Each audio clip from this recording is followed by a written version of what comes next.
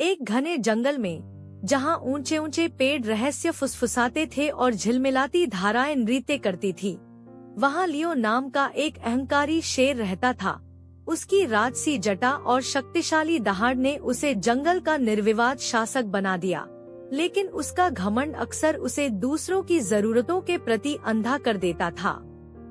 दिन ब दिन लियो की मांग बढ़ती गई और वह उम्मीद करने लगा कि दूसरे जानवर उसकी हर इच्छा पूरी करेंगे।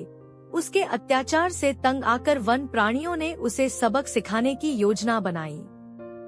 रेमी नाम का एक चतुर खरगोश थी। अपने छोटे आकार के बावजूद रेमी के पास तेज दिमाग और त्वरित बुद्धि थी। उसने अहंकारी शेर को विनम्र करने और जंगल में शांति बहाल करने की एक योजना तैयार की।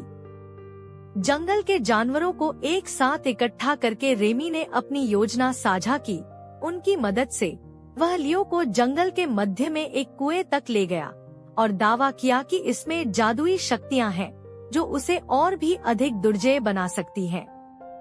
अधिक ताकत की संभावना से उत्सुक होकर लियो ने उत्सुकता से कुएं में झांक कर देखा।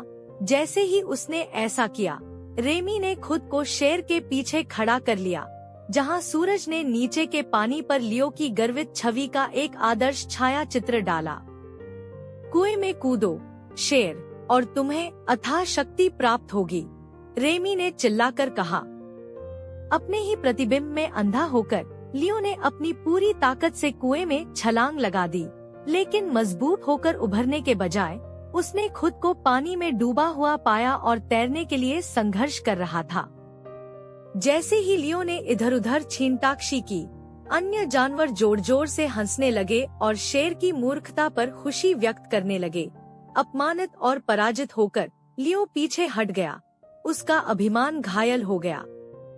इस बीच रेमी अपने छिपने के स्थान से बाहर आया, जिसका कृतज्ञ वन प्राणियों ने नायक के रूप में स्वागत किया। उसकी चालाक योजना ने न केवल उन्हें लियो के अत्याचार से मुक्त कराया, बल्कि शेर को विनम्रता का एक मूल्यवान सबक भी सिखाया।